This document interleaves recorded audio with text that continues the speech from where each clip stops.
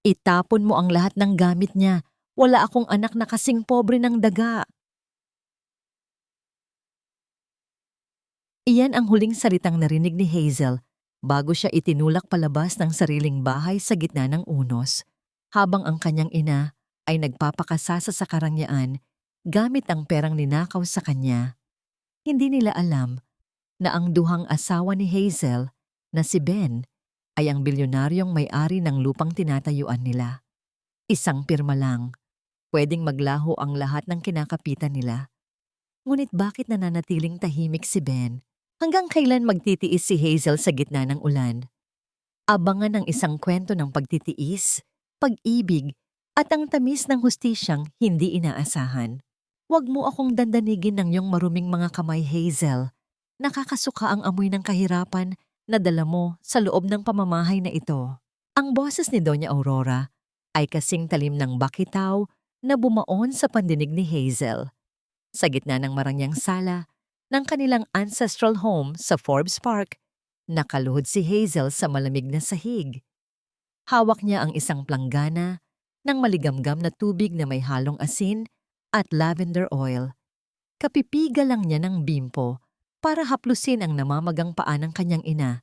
Isang gawaing ginagawa niya gabi-gabi nang walang reklamo, kahit pa buong araw siyang pagod sa pagtatrabaho bilang isang hamak na encoder sa isang maliit na opisina.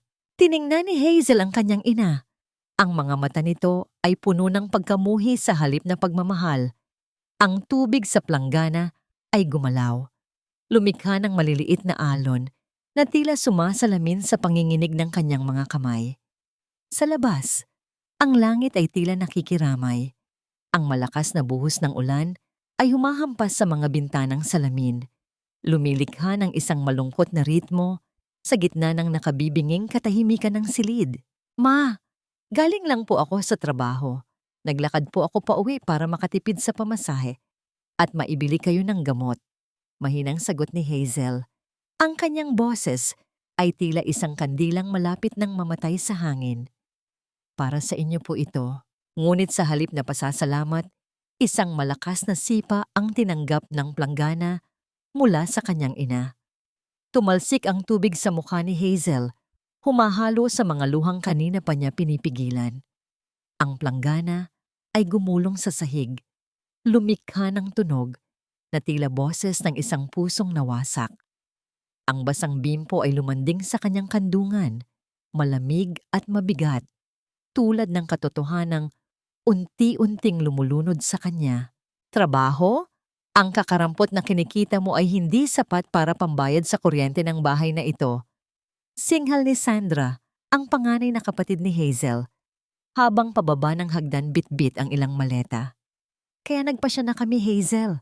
Naibenta na namin ang bahay na ito. At ngayong gabi, kailangan mo nang umalis, kasama ang duling mong asawa.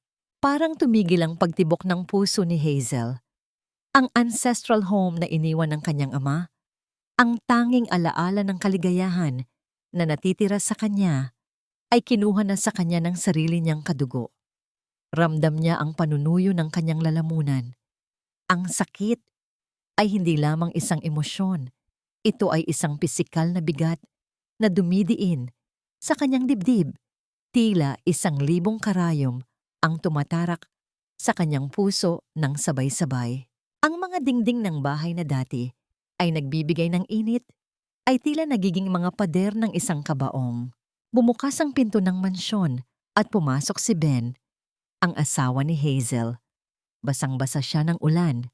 Suot ang kanyang kupas na jacket at bitbit ang isang sirang payong. Nang makita niya ang kanyang asawa na nakaluhod at basa ang mukha, mabilis siyang lumapit at inalalayan itong tumayo. Anong nangyayari dito? Tanong ni Ben. Ang kanyang boses ay mahinahon, ngunit may kaibuturan ng talim na hindi pa napapansin ng iba. Ayan na ang dakilang asawa mong janitor. Tawa ni Rico, ang kapatid ni Hazel na lulong sa sugal. Nilapitan nito si Ben at marahas na hinablot ang kamay ni Hazel. Wala na kayong lugar dito. Layas! Kinaladkad sila patungo sa pintuan. Sa gitna ng kaguluhan, nahulog ang singsing na pangkasal ni Hazel. Isang simpleng ginto na pinag-ipunan ni Ben ng 3 taon. Sinadyang tapakan ito ni Sandra bago ito sinipa palabas, direkta sa putikan sa labas ng gate. Itinulak sila ng gwardiya sa utos ni Doña Aurora. Ang malalaking gate ng mansyon ay dahan-dahang nagsara. Ang tunog ng bakal na nagtatagpo ay tila pinal na hatol sa buhay ni Hazel. Nakatayo siya sa gitna ng kalsada, basang-basa. Yakap-yakap ang maliit na bag na naglalaman lamang ng ilang pirasong damit at ang lumang litrato ng kanyang ama. Sa ilalim ng madilim na langit, hinarap ni Hazel ang saradong gate. Ang bawat patak ng ulan sa kanyang balat ay tila paalala ng kanyang kawalang halaga sa paningin ng mga taong itinuring niyang mundo. Lumingon siya kay Ben, na nanatiling tahimik ngunit mahigpit ang hawak sa kanyang kamay. Sa kabila ng panginginig ng kanyang katawan, may isang tanong na patuloy na umaalingaw-ngaw sa kanyang isipan, kasing pait ng apdo na nananalatay sa kanyang pagkatao. Hanggang kailan kailangang maging sapat ang pag-ibig kapag ang buong mundo ay tila nais kang durugin? At sa likod ng mga matang puno ng dusa, bakit parang may ibang apoy na nagliliyab sa katahimikan ng kanyang asawa? Ang amoy ng luma at basang kahoy ang sumalubong kay Hazel nang buksan ni Ben ang pinto ng kanilang pansamantalang matitirhan. Hindi ito ang malawak at mabangong silid na kinalakihan niya sa mansyon. Ito ay isang maliit na paupahang kwarto sa dulo ng isang makitid na iskinita sa tondo. Ang bawat hakbang sa sahig na plywood ay lumilikha ng isang daing. Tila ba nagrereklamo ang silid sa bigat ng dusa na daladala ng kanyang bagong nangungupahan. Inalalayan ni Ben si Hazel na maupo sa gilid ng isang manipis na kutsyon na nakalatag sa sahig. Ang bawat galaw ni Ben ay puno ng pag-iingat. Tila ba ang kanyang asawa ay isang mamahaling kristal na kapag nagkamali siya ng dampi ay tuluyan ng madudurog. Kinuha niya ang isang tuyong tuwalya at dahan-dahang pinunasan ang basang buhok ni Hazel. Sa kabila ng dilim, tanging ang liwanag mula sa isang maliit na bombilya sa labas ng bintana ang nagbibigay ng anyo sa kanilang paligid. Pasensya ka na, Hazel. Ito lang ang nakayanan ko sa ngayon, mahinang sabi ni Ben. Ang kanyang boses ay tila isang mainit na kumot na bumabalot sa nanginginig na katawan ni Hazel. Hindi nakasagot si Hazel. Ang kanyang mga mata ay nananatiling nakatitig sa kawalan. Pinapanood ang isang butil ng ulan na dahan-dahang gumagapang pababa mula sa butas na yero ng kisame. Pumatak ang tubig sa isang plastik na timba. Lumilikha ng isang paulit-ulit at malungkot na tunog sa katahimikan ng gabi. Nararamdaman niya ang hapdi ng sampal ng kanyang ina, hindi sa kanyang pisngi, kundi sa kaibuturan ng kanyang pagkatao. Tumayo si Ben at lumapit sa isang maliit na gasol. Nagpakulo siya ng tubig at naghanda ng simpleng lugaw. Ang usok mula sa mainit na pagkain ay nagsimulang humalo sa malamig na hangin ng silid, nagdadala ng isang bahagyang kaginhawaan. Inihain niya ang mangkok sa harap ni Hazel. Ang puting lugaw ay tila isang simbolo ng payak, ngunit tapat na pag-ibig sa gitna ng kanilang kagipitan. Kumain ka muna, asawa ko. Kailangan mo ng lakas. Pagpapatuloy ni Ben habang hinihipa ng bawat kutsara bago ito itapat sa mga labi ni Hazel. Isang hikbi ang kumawala sa dibdib ni Hazel bago pa man niya ito mapigilan. Ben, bakit kailangang mangyari ito? Wala naman akong ginawang masama sa kanila. Ibinigay ko ang lahat. Lahat-lahat. Ang kanyang boses ay napaos dahil sa matinding iyak. Dahil sa akin, nagtitiis ka sa ganitong lugar. Karapat-dapat ka sa mas maayos na buhay, Ben. Hindi mo dapat nararanasan ang ganitong hirap. Hinawakan ni Ben ang mga kamay ni Hazel. Ang kanyang mga palad ay magaspang dahil sa trabaho, ngunit ang hawak niya ay puno ng katiyakan. Huwag mong isipin iyan. Ang hirap ay pansamantala lang, pero ang pag-ibig ko sa'yo ay walang hanggan. Hindi mahalaga kung nasaan tayo, basta't magkasama tayo. Iyon ang mahalaga. Inilapit niya ang kanyang noo sa noo ni Hazel, isang kilos na puno ng pagmamahal at paggalang. Pangako, Hazel, darating ang araw na hindi mo na kailangang tumingin sa ibaba. Darating ang araw na sila ang titingala sa'yo. Napapikit si Hazel, hinahayaan ang sarili na maniwala sa mga salita ng kanyang asawa. Kahit na sa sandaling iyon ay tila napakalayo ng langit. Sa ilalim ng payak na bubong na yon, sa amoy ng ulan at lugaw, nakaramdam siya ng isang uri ng seguridad na hindi kailanman naibigay ng mga gintong pader ng kanyang dating tahanan. Ngunit sa likod ng kanyang isipan, may isang imahe na hindi mawala-wala. Ang nakakalokong ngiti ng kanyang ate Sandra at ang malupit na titig ng kanyang ina habang isinasara ang gate. Samantala, sa kabila ng pag-aaruga ni Ben, hindi napansin ni Hazel ang isang bagay. Habang natutulog siya ng mahimbing sa bisig ng asawa, dahan-dahang kinuha ni Ben ang kanyang lumang cellphone. May isang mensahe siyang ipinadala sa isang numerong walang pangalan. Simulan niyo na ang operasyon. Siguraduhin ninyong bawat sentimo na kinuha nila sa kanya ay magiging mitya ng sarili nilang pagkagunaw. Nang muling bumaling si Ben kay Hazel, ang bakas ng galit sa kanyang mga mata ay mabilis na napalitan ng walang hanggang awa. Hinaplos niya ang buhok ng asawa at bumulong sa hangin. Konting tiis na lang, Hazel. Ang bungkwok na nararapat sa iyo ay naghihintay na. Ang amoy ng litson at mamahaling pabango ay humahalo sa usok ng mamahaling sigarilyo sa loob ng malawak na dining hall ng mansyon. Tila walang bakas ng ulan o pait ng nagdaang gabi sa mga mukha ng mga taong naroon. Ang kristal na chandelier sa kisame ay nagliliyab sa liwanag, nagbibigay ng ningning sa mga alahas na suot ni Doña Aurora habang masigla siyang nakikipagtawanan sa kanyang mga piling panauhin. Isang tagay para sa ating bagong simula. Sigaw ni Rico habang itinataas ang baso ng mamahaling alak. Ang tunog ng mga nagtatamaang kristal ay tila musika sa kanyang pandinig, isang selebrasyon ng kanilang pagkakalaya mula sa utang at ang pagpapaalis sa pabigat nilang kapatid. Inilapag ni Sandra ang kanyang bagong bili na designer bag sa mesa. Ang balat nito ay kumikinang sa ilalim ng mga ilaw. Mabuti na lang at mabilis na pumasok ang paunang bayad mula sa misteryosong buyer na yon. Isipin nyo, hindi man lang tumawad. Binayaran ang mansyon sa presyong doble pa sa hiningi natin. Siguro ay isang tangang bilyonaryo na walang mapaglagyan ng pera ang nakakuha nito. Humigop si Doña Aurora ng kanyang wine. Ang kanyang muka ay puno ng pagmamalaki. Iyan ang sinasabi ko sa inyo. Kapag tinapon mo ang malas, kusang darating ang swerte. Masyado tayong naging malambot kay Hazel at sa asawa niyang amoy lupa. Biruin nyo, balak pa sana nilang mabulok dito habang tayo ay naghihirap. Ngayong wala na sila, tignan nyo kung gaano kagaan ang buhay. Nasaan na kaya ang martir nating kapatid? Pangungutya ni Sandra habang ang kanyang mga daliri ay nilalaro ang isang mamahaling kwintas. Baka ngayon ay nakapila sila sa kanto para sa libreng sopas o kaya naman ay namamalimos sa ilalim ng tulay kasama ang asawa niyang walang silbi.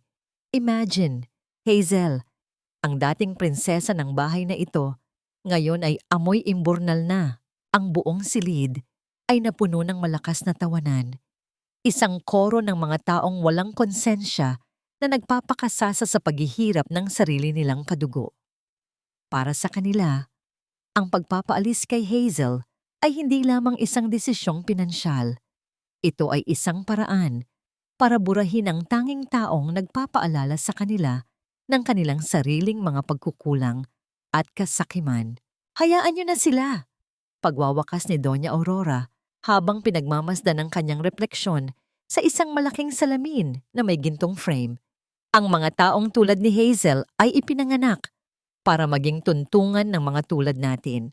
Ang mahalaga, hawak na natin ang pera. Bukas na bukas, mamimili tayo ng bagong kondo sa Bonifacio Global City. Iiwan na natin ang lumang bahay na ito at lahat ng basura sa nakaraan. Ngunit sa gitna ng kanilang katuwaan, isang mensahe ang pumasok sa cellphone ni Rico mula sa kanilang abogado. Bahagyang kumunot ang kanyang noo habang binabasa ito.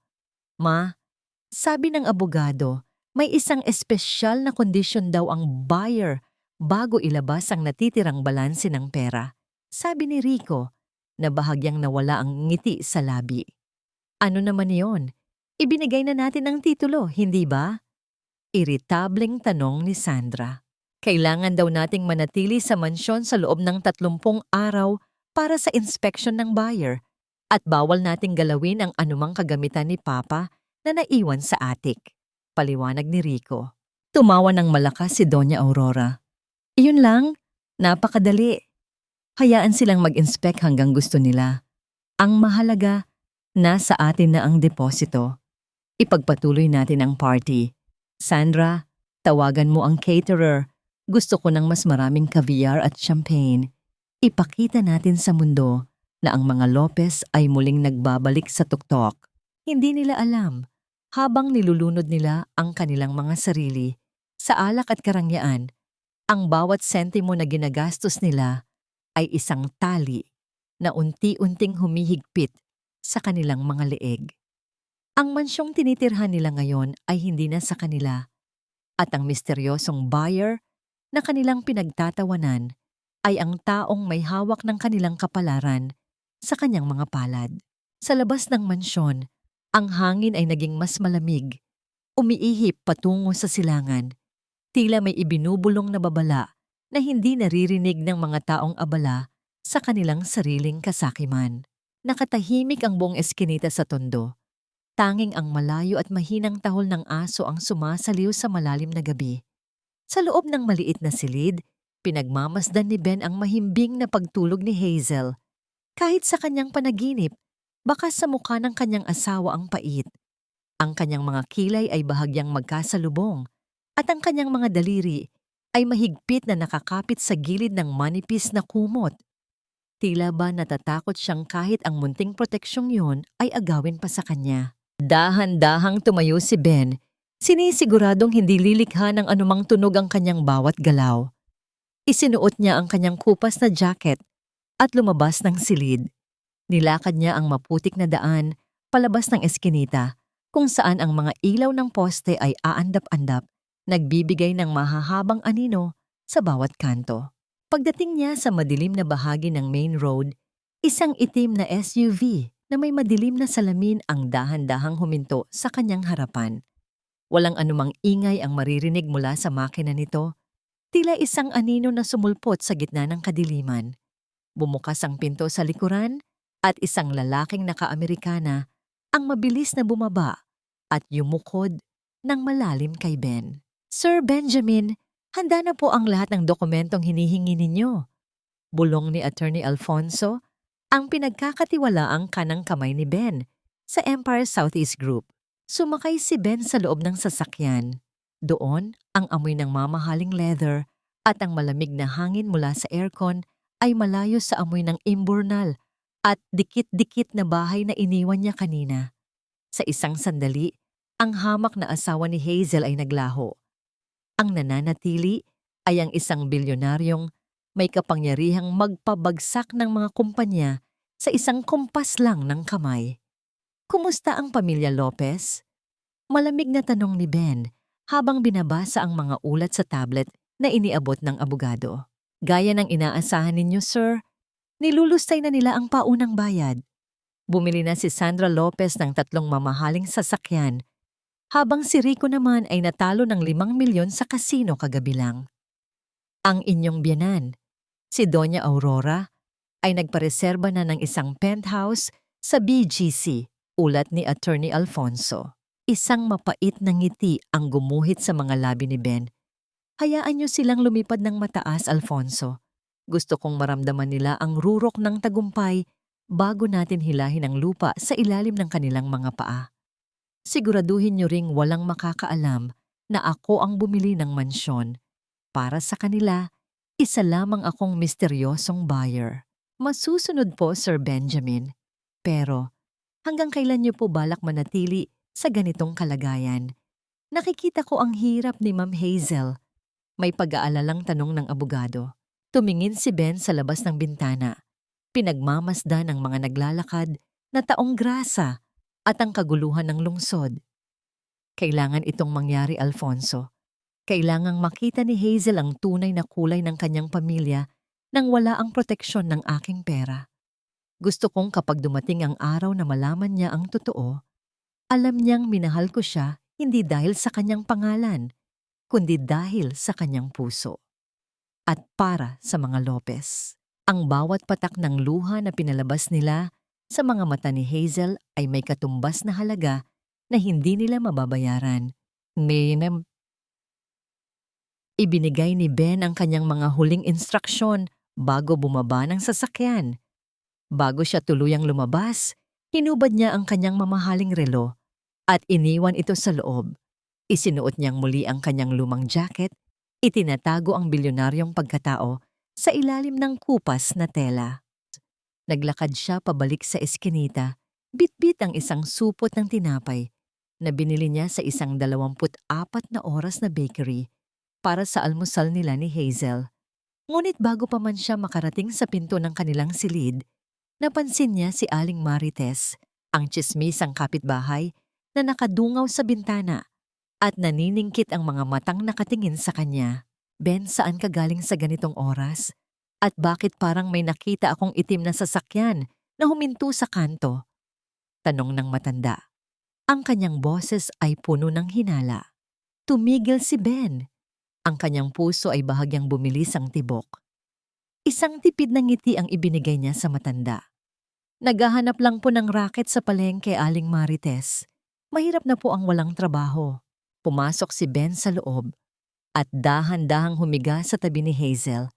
Naramdaman niya ang init ng katawan ng asawa at ang dahan-dahang paghinga nito. Sa isip ni Ben, handa siyang magpanggap habang buhay kung yun ang paraan para mapanatili ang kapayapaan ni Hazel. Ngunit alam niyang ang bagyo ay nagsisimula pa lamang mabuo sa abot-tanaw. Hazel, baka bukas ay wala na ako. Ganyan ba talaga ang turing mo sa ina na nagluwal sa'yo? Pagkatapos mo kaming iwan sa gitna ng kaguluhan, heto ako, naghihingalo ng mag-isa. Ang boses ni Doña Aurora sa kabilang linya ay basag, puno ng pekeng ubo at hikbi na tila isang huling hiling ng isang taong papanaw na. Hawak ni Hazel ang kanyang cellphone habang ang kabilang kamay niya ay maingat na naghihiwa ng iisang pirasong karneng binili niya para sa hapunan nila ni Ben. Sa sandaling marinig niya ang boses ng kanyang ina, nabitawan niya ang kutsilyo. Ang tunog ng talim na tumama sa sahig ay tila isang babala na hindi niya pinansin. Kakalipat lang nila sa maliit na kwartong yon. Sa kabila ng dumi at sikip, nakaramdam si Hazel ng kaunting pag-asa dahil sa pag-aaruga ni Ben. Ngunit sa isang tawag lang, ang lahat ng pait at bigat ng utang na loob ay muling bumalik. Tila isang tanikalang mahigpit na pumupulupot sa kanyang leeg. Ma? Ano pong nangyari? Nasaan po kayo? Ang nanginginig na tanong ni Hazel. Ang kanyang puso ay nagsimulang tumibok ng mabilis, puno ng takot at pag-aalala. Kahit na alam ng kanyang isip kung gaano siya minaltrato ng babaeng ito noong nakaraang gabi. Nandito ako sa bahay. Ang puso ko, Hazel. Hindi ako makahinga. Sabi ng doktor ay dahil ito sa sobrang stress at sama ng loob. Pero huwag kang mag-alala. Sanay naman akong tinalikuran ng sarili kong anak. Pagpapatuloy ni Doña Aurora, bawat salita ay may dalang lason na binalot sa asukal. Pumasok si Ben sa silid at agad na napansin ang pamumutla ni Hazel. Lumapit siya at hinawakan ang balikat ng asawa. Nararamdaman ang panginginig nito. Kinuha ni Ben ang telepono at inilagay sa speaker. Narinig niya ang boses ni Sandra sa background, pabulong na nagdidikta sa kanilang ina. Hazel, pumunta ka dito. May mga huling papeles lang na kailangang ayusin para sa transisyon ng bahay, sabi ni Mama. Bago man lang siya mawala, gusto niyang malinis ang lahat ng obligasyon mo sa pamilya. Singit ni Sandra, ang boses ay seryoso, ngunit may himig ng pananabik. Tumingin si Hazel kay Ben. Ang kanyang mga mata ay puno ng pagmamakaawa. Ben, kailangan kong pumunta.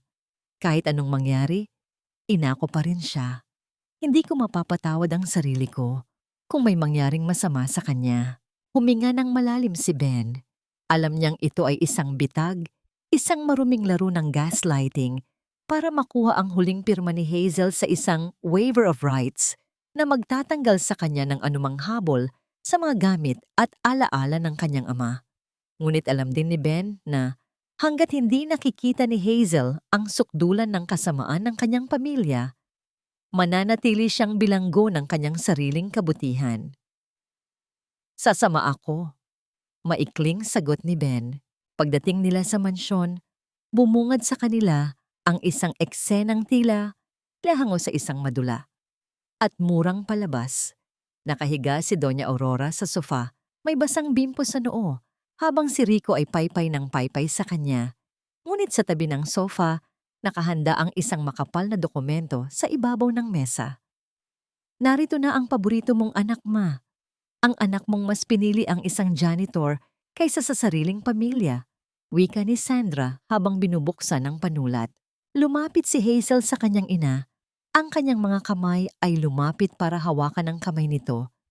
Ngunit mabilis itong binawi ni Doña Aurora. Huwag mo akong hawakan. Pirmahan mo na lang ito, Hazel. Para kung mamatay man ako, alam kong wala na tayong anumang koneksyon. Ayaw kong dalhin sa hukay ang kahihiyang ibinigay mo sa amin. Binasa ni Ben ang dokumento sa ibabaw ng balikat ni Hazel. Ito ay isang waiver of rights para sa lahat ng natitirang ari-arian ng kanilang ama na hindi pa naisasama sa benta ng bahay, kasama na ang isang maliit na lupain sa probinsya na tanging alaala ni Hazel sa kanyang tatay. Pirmahan mo na, Hazel. Utang mo sa akin ang buhay mo. 9 na buwan kitang dinala, pinakain, binihisan. Isang pirma lang ito kapalit ng lahat ng sakripisyo ko. Pagpapatuloy ng gaslighting ni Doña Aurora, ang kanyang boses ay muling naging matapang at puno ng awtoridad. Nararamdaman ni Hazel ang panlalabo ng kanyang paningin dahil sa mga luha. Ang panulat sa kanyang kamay ay tila tumitimbang ng 1 tonelada. Tumingin siya kay Ben na nananatiling tahimik, ngunit ang mga mata ay nakatitig ng matalas kay Doña Aurora. Sa sandaling iyon, naramdaman ni Hazel ang isang malalim na pagod. Isang pagod na nagmumula sa pag-ibig na hindi kailanman nasuklian. Dahan-dahang idinampi ni Hazel ang panulat sa papel. Ang bawat kurba ng kanyang pirma ay tila isang sugat na unti-unting bumubuka sa kanyang puso. Nang matapos ang huling titik, kinuha agad ni Sandra ang papel ng may kasakiman. Ayan, tapos na. Pwede na kayong umalis. At wag ka nang babalik dito kahit mamatay pa kami. Dahil wala ka na ring makukuha. Tawa ni Rico habang iwinawagayway ang waiver. Biglang tumayo si Doña Aurora mula sa sofa. Wala nang bakas ng sakit o panghihina. Salamat sa pagbisita, Hazel. O ano, Ben? Bakit hindi ka makapagsalita? Wala ka kasing silbi. Buti pa ang papel na ito, may halaga. Kayo? Basura. Tumalikod si Hazel, ang kanyang balikat ay bagsak, at ang kanyang espiritu ay tila tuluyan ng nadurog. Ngunit bago sila makalabas ng pinto, huminto si Ben. Lumingon siya sa pamilya Lopez. Ang kanyang mukha ay kasing tigas ng bato. Tandaan ninyo ang araw na ito, sabi ni Ben. Ang kanyang boses ay mababa, ngunit sapat na para magpatahimik sa silid. Dahil ang papel na hawak ninyo ngayon ang magiging huling bagay na kukunin ninyo kay Hazel. Mula sa sandaling ito, wala na siyang utang sa inyo. Pero kayo, ang utang ninyo sa kanya ay sisimulan ko ng singilin. Tumawa ng malakas si Doña Aurora, isang tunog na puno ng pangungutya na umalingaw-ngaw sa buong mansyon. At anong itatawag mo sa amin? Ang kumpanya ng basurero? Layas! Habang naglalakad palabas si Hazel at Ben, ang hangin sa labas ay tila naging mas presko, ngunit sa loob ng puso ni Hazel, may isang bahagi ng kanyang pagkatao ang tuluyan ng namatay. Habang hila-hila siya ni Ben palayo sa bahay na yon, isang tanong ang naiwan sa kanyang isipan. Bakit ang paglaya ay kailangang maging ganito kasing sakit? Na tila ba ang bawat hibla ng iyong puso ay kailangang lagariin bago ka makawala sa mga taong pumatay sa iyong kaluluwa? Huwag mong dungisan ng iyong maruming presensya ang sahig na nilalakaran ng mga taong may class, Hazel. Hindi mo ba alam na bawat dumi na naiiwan mo rito ay nakakabawas sa gana naming kumain? Ang boses ni Sandra ay umalingaw-ngaw sa gitna ng matao at marangyang Italian restaurant sa Makati. Nakatayo si Hazel, suot ang kanyang puting uniforme ng isang serbidora habang hawak ang isang tray ng mga walang lamang baso. Ang kanyang mga kamay ay bahagyang nanginginig, hindi dahil sa bigat ng tray, kundi dahil sa tindi ng hiyana, dahan-dahang lumalamon sa kanyang pagkatao.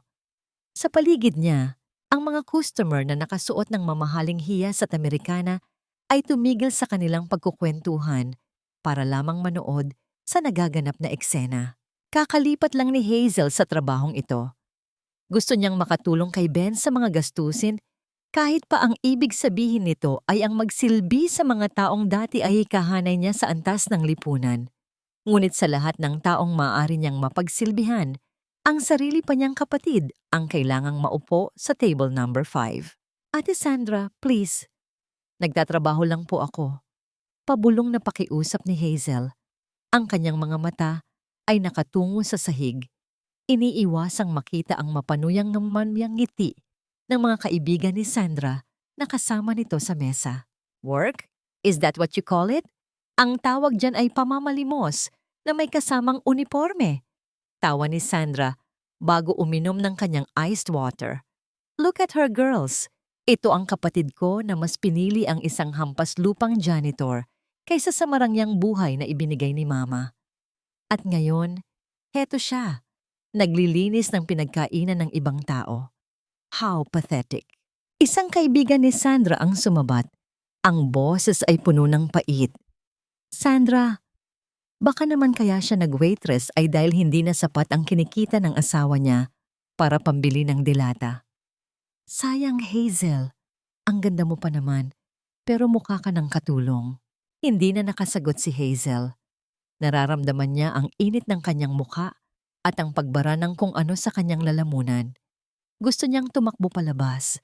Gusto niyang maglaho na lang sa kinatatayuan niya. Ngunit naisip niya si Ben, ang asawa niyang kahit pagod sa trabaho ay palaging may ngiti kapag umuuwi. Ang lalaking nagbigay sa kanya ng tunay na tahanan sa kabila ng kahirapan.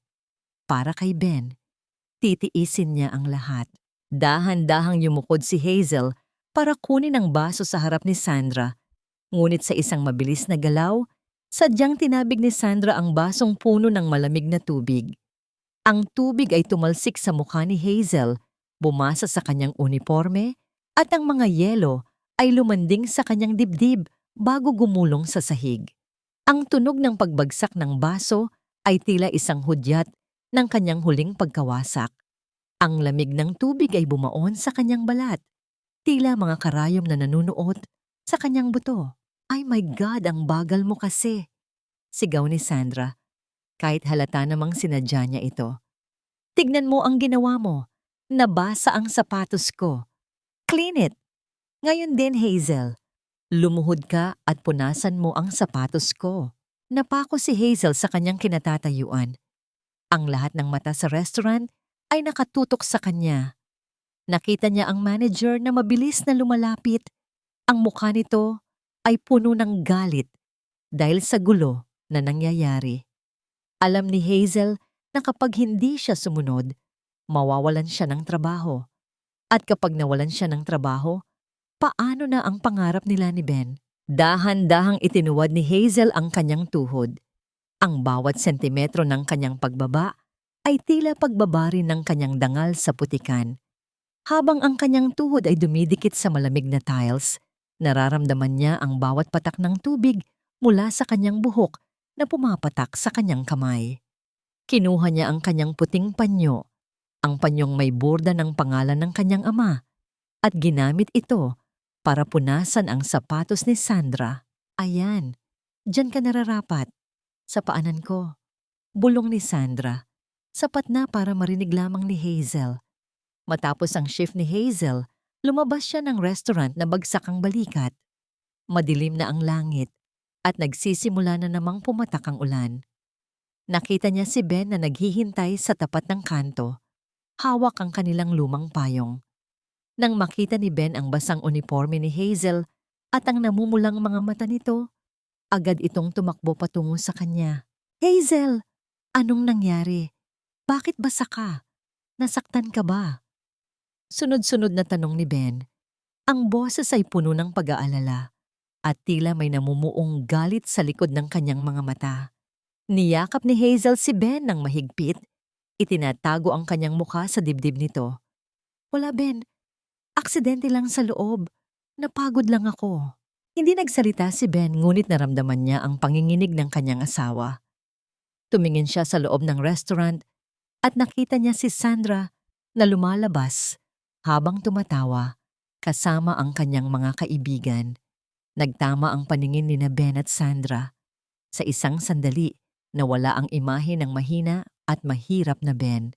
Ang kanyang mga mata ay naging kasing talim ng kidlat. Isang tingin na nagpatahimik sa tawa ni Sandra nang hindi nito maipaliwanag kung bakit. Umuwi na tayo, Hazel. Mahinang sabi ni Ben, ngunit ang kanyang mga kamay ay mahigpit na nakakuyom sa hawakan ng payong. Pangako ko sa'yo, ito na ang huling gabi na iiyak ka dahil sa kanila. Habang naglalakad sila palayo, isang itim na sasakyan ang dahan-dahang sumusunod sa kanila mula sa malayo. Sa loob nito, ang kanang kamay ni Ben ay may hawak na telepono. Sir, nakita po namin ang ginawa ni Sandra Lopez kay Ma'am Hazel. Ano po ang utos ninyo? Tumigil sandali si Ben sa paglalakad, lumingon sa restaurant na kumikinang sa ginto at bumulong sa hangin. Ipasara ang restaurant na yan bukas at siguraduhin ninyong ang may-ari ay malalaman kung kanino siya nagkaroon ng pagkakamali. Dahan-dahang hinaplos ni Ben ang puting panyo na nakalapag sa maliit nilang mesa. Ang borda ng pangalang Jose ay bahagyang nadungisan ng itim na semento mula sa sapatos ni Sandra, isang mantsa na tila ba sumasagisag sa paglapastangan ng pamilya. Sa alaala ng yumaong haligi ng tahanan. Sa bawat kuskos ni Ben sa tela, gamit ang isang lumang sabon, tila ba bumabalik ang amoy ng kape at tabako. Ang amoy ng taong tanging nagtiwala sa kanya noong siya ay wala pang pangalan sa mundong ito. Tila bumalik ang kanyang gunita 10 taon na ang nakalilipas. Hindi palaging bilyonaryo si Ben. Noong siya ay nagsisimula pa lamang, siya ay isang hamak na tauhan sa warehouse ng mga Lopez. Isang gabi, sa gitna ng malakas na bagyo, nakita siya ni Don Jose na nanginginig sa lamig habang binabantayan ang mga kagamitan. Sa halip na palayasin, binigyan siya ng matanda ng mainit na kape at isang pagkakataong mag-aral. Ben, ang pamilya ko ay parang mga anay. Minsan nang naibulong sa kanya ni Don Jose habang pinagmamasdan ang kanyang asawa at mga anak na abala sa pagpili ng mga mamahaling alahas. Uubusin nila ang bawat poste ng bahay na ito kapag wala na ako. Si Hazel? Si Hazel lang ang may puso na katulad ko. Kapag dumating ang araw na yon, ipangako mong ikaw ang magiging kuta niya. Ikaw ang magiging kanlungan niya laban sa sarili niyang dugo. Ang bawat salita ni Don Jose ay naging pundasyon ng bawat kumpanyang itinayo ni Ben sa ibang bansa. Nagsumikap siya, hindi para sa sariling karangyaan, kundi para magkaroon ng sapat na lakas na protektahan ang kaisa-isang babaeng nagbigay sa kanya ng nangiti noong siya ay isang boy pa lamang sa kanilang mansyon. Noong mamatay si Don Jose, alam ni Ben na magsisimula na ang pang-aapi kay Hazel. Kaya pinili niyang bumalik sa anyo ng isang mahirap na lalaki upang masiguro na ang pagmamahal ni Hazel ay hindi mababahiran ng kanyang yaman at upang makita kung sino ang tunay na tapat. Nabalik lamang ang diwa ni Ben nang makarinig siya ng isang mahinang ungol mula kay Hazel na natutulog sa tabi. Nilapitan niya ang asawa at maingat na inayos ang kumot nito. Sa ilalim ng liwanag ng buwan na tumatagos sa butas na yero, kitang-kita ang bakas ng tuyong luha sa pisngi ni Hazel. Patawad, Jose, bulong ni Ben sa hangin. Tila ba kinakausap ang kaluluwa ng matanda. Hinayaan kong masaktan siya para mamulat ang kanyang mga mata. Pero tapos na ang panahon ng pagtitiis. Ang mga anay na sinasabi mo, oras na para gibain ang kanilang kuta. Dahan-dahang kinuha ni Ben ang kanyang itim na notebook kung saan nakalista ang lahat ng ari-arian na kinuha ng mga Lopez kay Hazel. Nilagyan niya ng malaking X ang pangalan ng restaurant kung saan nagtatrabaho ang asawa. Sa isip ni Ben, hindi sapat na mabili niya ang mansyon. Kailangang maramdaman ng mga Lopez ang bawat hirap na dinanas ni Hazel. Ang gutom, ang pagkapahiya, at ang kawalan ng masisilungan. Ngunit may isang bagay na nagpapabigat sa loob ni Ben. Paano kapag nalaman ni Hazel na ang lahat ng paghihirap niya ay bahagi ng isang mas malaking plano? Paano kung isipin ni Hazel na ang katahimikan ni Ben ay isang uri rin ng pagtataksil? Kinuha ni Ben ang kanyang telepono at may tinawagan.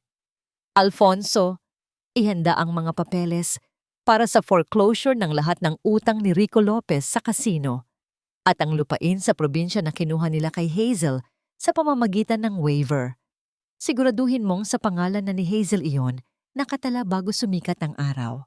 Sa gitna ng katahimikan ng tondo, habang ang mga tao ay abala sa pangangarap ng magandang buhay, isang bilyonaryo ang nakaupo sa isang sirang silya, nagpaplano ng isang paghihiganti na binalot sa hustisya.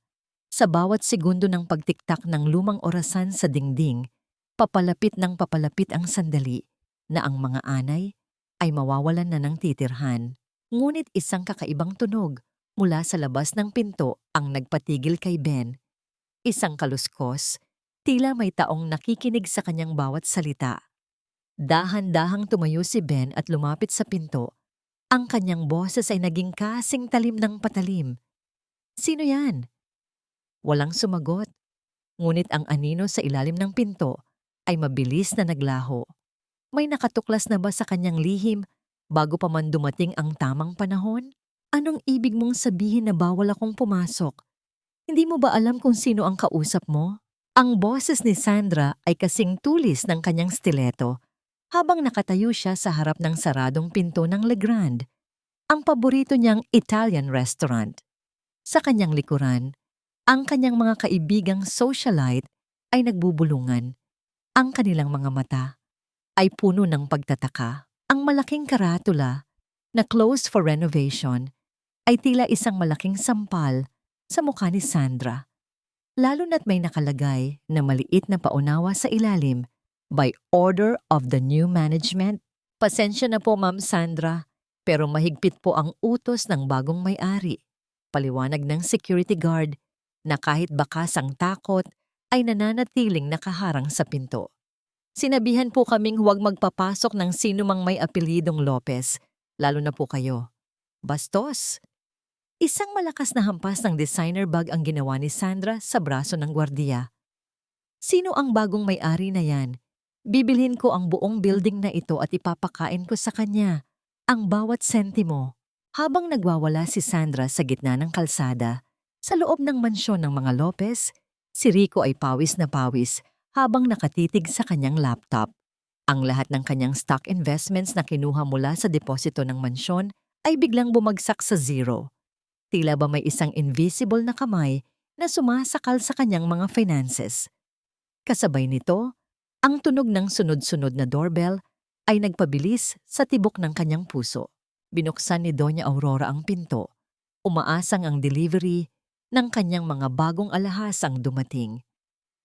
Ngunit sa halip na kumikinang na ginto, 3 lalaking naka-Amerikana ang bumungad sa kanya. Bit-bit ang mga makakapal na folder. Kami po ay mula sa Empire Southeast Financials, wika ng lalaking nasa gitna. Narito kami para ipaalam na ang lahat ng assets na binili ninyo nitong nakaraang 2 linggo, ang mga sasakyan, ang penthouse sa BGC, at maging ang mga alahas na nakapangalan sa inyong anak na si Rico ay isinasa ilalim na sa foreclosure dahil sa mga nakitang irregularidad sa inyong source of funds. Ano? Imposible. May pera kami. Binayaran kami ng bilyonaryong buyer. Sigaw ni Doña Aurora. Ang kanyang boses ay naging matinis at desperado. Layas sa bahay ko. Layas. Sa totoo lang po, ma'am, ang mansyong ito ay hindi na rin sa inyo. malamig na dugtong ng opisyal. At ayon sa kontrata, may karapatan ng may-ari na paalisin kayo anumang oras kapag napatunayan ang breach of contract.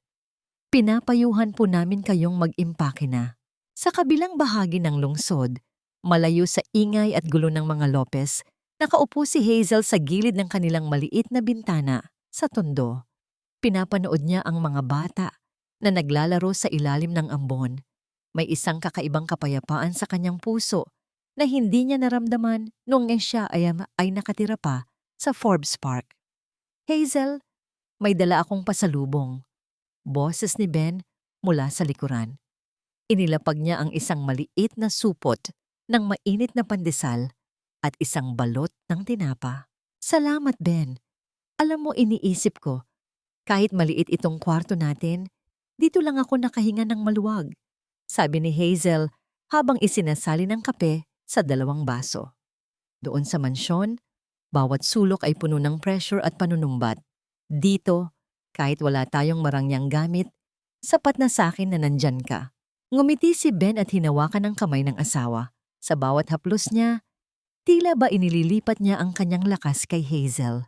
Darating ang araw, Hazel, na magkakaroon tayo ng sariling tahanan na hindi kailanman mababahiran ng kahit anong pait. Isang lugar na ikaw ang reyna at walang sino mang makakapagtapon sa'yo sa labas. Hindi alam ni Hazel na ang bawat salita ni Ben ay isang deklarasyon ng digmaan laban sa mga nangapi sa kanya. Ngunit sa gitna ng kanilang usapan, isang katok sa pinto ang nagpatigil sa kanila. Dahan-dahang binuksan ni Ben ang pinto. Doon ay nakatayo si Lola Isang, ang matandang yaya ni Hazel sa mansyon na bigla na lang nawala matapos silang palayasin. Ang kanyang mga mata ay puno ng takot at luha. Ben, Hazel, bulong ng matanda. Nakita ko ang lahat. Nakita ko ang itim na sasakyan na laging nakasunod sa inyo.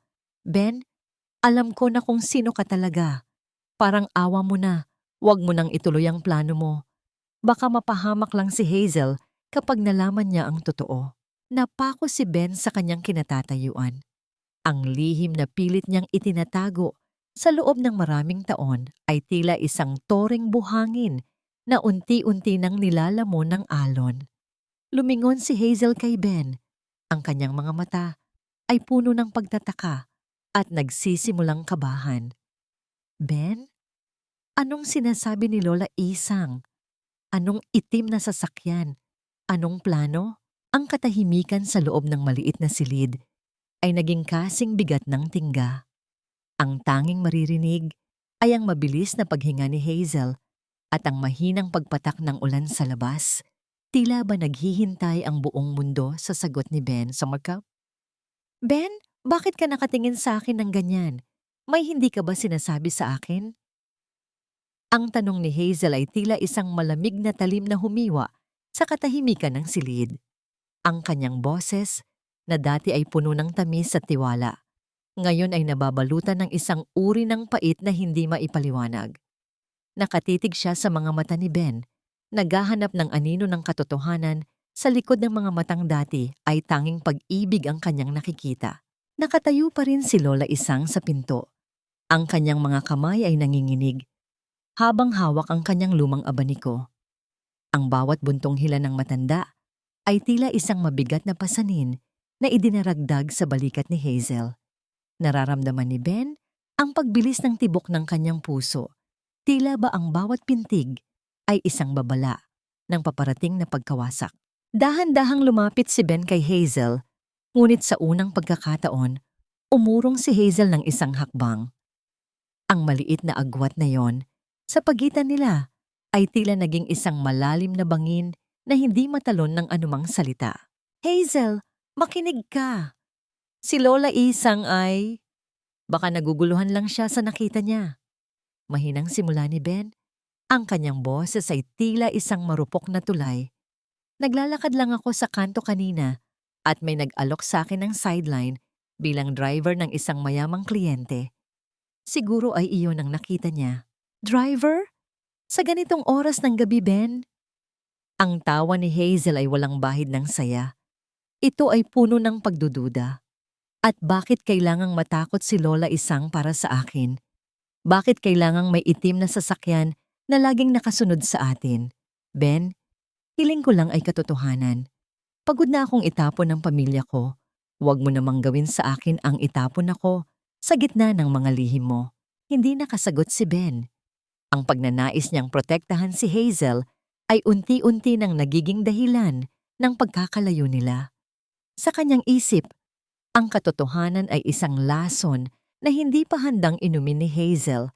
Ang malaman na ang kanyang asawa ay ang bilyonaryong kumuha ng lahat mula sa kanyang pamilya ay baka maging mitya ng kanyang tuluyang pag-alis. Ngunit bago pa man magpatuloy ang kanilang pagtatalo, isang marahas na kalabog ang narinig mula sa labas ng kanilang pinto. Ang tunog ng mga paa na nagmamadaling umakyat sa hagdan ay sumira sa tensyon sa loob. Biglang bumukas ang pinto at pumasok si Sandra. Ang kanyang buhok ay gulo-gulo. Ang kanyang mamahaling makeup ay hulas na dahil sa pawis at luha. Wala na ang mapagmataas na Sandra. Ang naroon ay isang desperadang babaeng nawalan ng lahat ng kinakapitan. Ikaw ang may kasalanan nito, Hazel! Sigaw ni Sandra habang dinuduro si Hazel. Mula nang umalis ka, lahat kami ay minalas. Foreclosed na ang penthouse, nakuha na ang mga sasakyan, at ngayon, pati ang mansyon, may mga taong nagbabanta ng palayasin kami. Ikaw ang nagdadala ng malas sa pamilyang ito. Lalakad sana si Sandra para saktan si Hazel, ngunit sa isang mabilis na galaw, humarang si Ben. Ang kanyang katawan ay tila isang pader na bakal na hindi matitinag. Sa isang iglap, nawala ang anyo ng hamak na asawa. Ang lamig ng kanyang presensya ay sapat na para mapatigil si Sandra sa kanyang kinatatayuan. Huwag mong susubukan, Sandra, bulong ni Ben. Ang kanyang boses ay mababa, ngunit puno ng panganib. Hindi na ito ang mansyon niyo kung saan pwede niyong gawing basahan si Hazel. Dito, sa maliit na kwartong ito, ako ang batas. At ang batas ko ay walang sino mang pwedeng magpaiyak sa asawa ko. Sino ka ba talaga, Ben? Tanong ni Sandra. Ang kanyang boses ay nangangatal. Ang isang janitor ay hindi tumitingin ng ganyan. Ang isang mahirap na lalaki ay hindi naglalakas loob na labanan ng mga Lopez. Lumingon si Hazel kay Ben.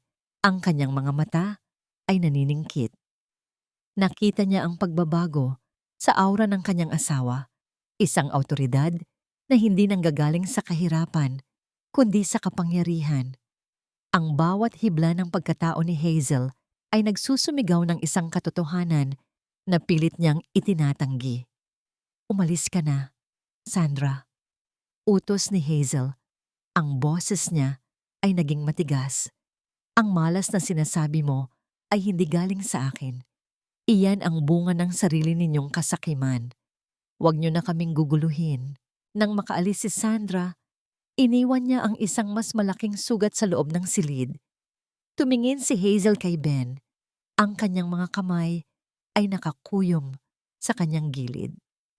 Ben, hindi ako tanga, sabi ni Hazel, habang ang mga luha ay nagsisimulang pumatak sa kanyang pisngi. Sino ka ba talaga? At ano ang tunay mong koneksyon sa pagkawasak ng pamilya ko? Kung mahal mo ako, sasabihin mo ang totoo.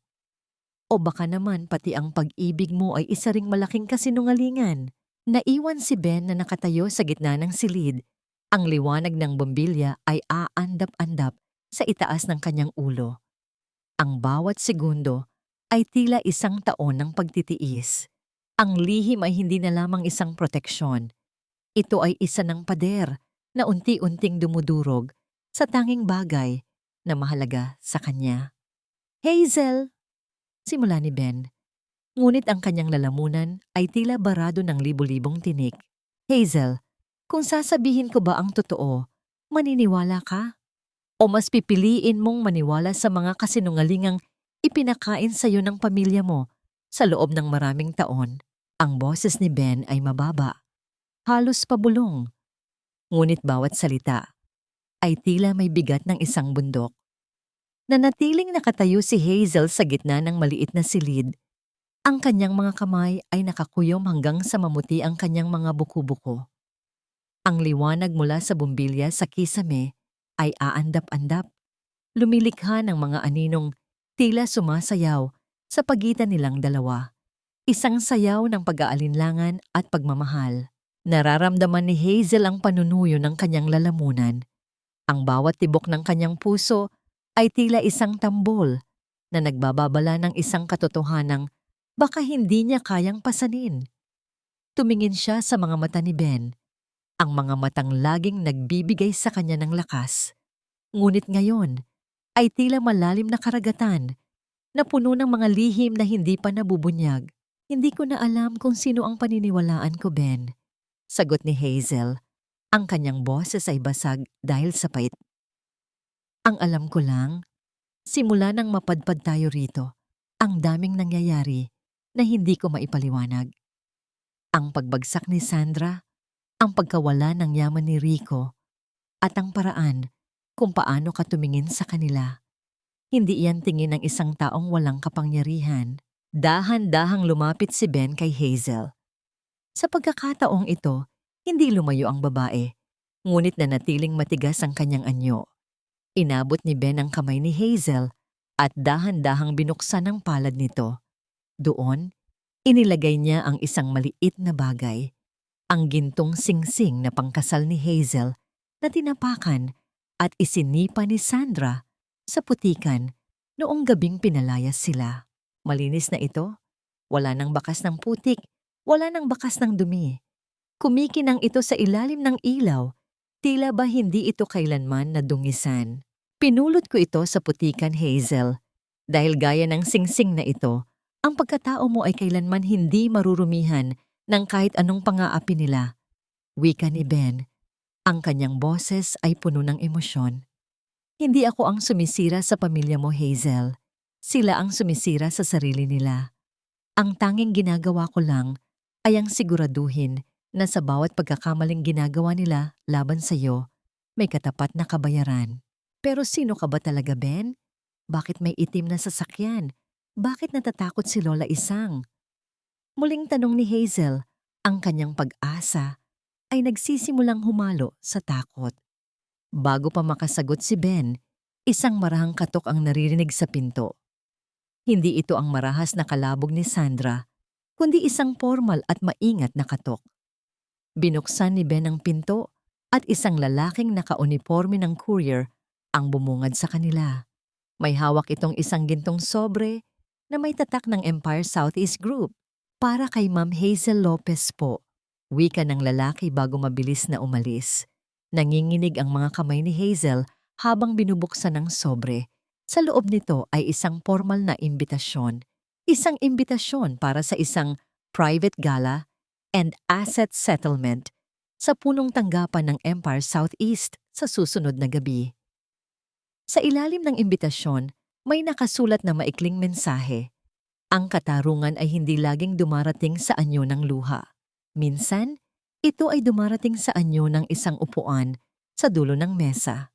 Empire Southeast? Bulong ni Hazel. Ito ang kumpanyang kumuha ng lahat mula sa pamilya ko. Bakit nila ako iniimbitahan? Lumingon si Hazel kay Ben, ngunit ang kanyang asawa ay nakatingin lamang sa imbitasyon na may isang mahiwagang ngiti. Sa sandaling iyon, naramdaman ni Hazel ang isang kakaibang kilabot. Ang imbitasyong iyon ay hindi lamang isang papel. Ito ay isang pintuan patungo sa isang mundong hindi niya kailanman inakala. Nakabibilangan niya o ng kanyang asawa. Pupunta tayo, Hazel, sabi ni Ben. Ang kanyang boses ay puno ng katiyakan. Doon, makukuha mo ang lahat ng sagot na hinahanap mo. Pero bago yon, gusto kong tandaan mo ang isang bagay. Kahit ano pa ang malaman mo bukas, ang lalaking nagluto para sa iyo sa kwartong ito ay ang lalaking handang pumatay at mamatay para sa kaligayahan mo. Naiwan si Hazel na nakatitig sa gintong sobre. Ang gabi ay naging kasing tahimik ng isang sementeryo. Ngunit sa loob ng kanyang dibdib, may isang bagyo ng emosyon na nagsisimulang bumuo. Isang tanong ang patuloy na umaalingaw-ngaw sa kanyang isipan, kasing talim ng kidlat na gumuguhit sa langit. Sino ang tunay na halimaw sa kwentong ito? Ang pamilyang nagtapon sa kanya sa lansangan o ang asawang lihim na nagtatayo ng isang imperyo sa ibabaw ng kanilang mga guho? Ayusin niyo ang pagtanggap sa amin. Hindi niyo ba alam kung sino ang kaharap ninyo? Kami ang Pamilya Lopez at kailangan naming makita ang inyong presidente ngayon din. Ang boses ni Doña Aurora ay umalingaw-ngaw sa malawak at napakalamig na lobby ng Empire Southeast Group. Sa kabila ng katotohanang halos wala na silang pera, suot pa rin nila ni Sandra ang kanilang pinakamagarbong mga hiyas at damit. Tila ba ang mga gintong yon ay sapat na baluti laban sa kahihiyang unti-unti nang lumalamon sa kanila. Ang mga gwardiya at receptionist ay nakatingin lamang sa kanila nang may malamig na profesionalismo, walang bakas ng takot o paghanga. Sa isang sulok, dahan-dahang pumasok si Hazel. Suot niya ang isang simpleng asul na bestido na natagpuan niya sa loob ng isang kahon sa kanilang silid kaninang umaga. Wala siyang suot na alahas, ngunit ang kanyang tindig ay may dalang dignidad na hindi kayang bilhin ng anumang brilyante. Nang makita siya ni Sandra, isang mapait na tawa ang kumawala sa mga labi ng kanyang kapatid. "My God, Hazel, pati ba naman dito ay susundan mo kami?" Pangungutya ni Sandra habang inaayos ang kanyang buhok. "Ano, balak mo bang mamalimos sa may-ari ng kumpanyang ito para maibalik ang mansyon? Tingnan mo nga ang hitsura mo. Para kang isang basahang naligaw sa palasyo." Hindi sumagot si Hazel. Ang kanyang mga mata ay nakatuon sa malaking elevator na gawa sa salamin. Ramdam niya ang panginginig ng kanyang mga tuhod, ngunit bawat hakbang niya ay puno ng determinasyon. Sa likod niya, tila isang anino, ay si Ben.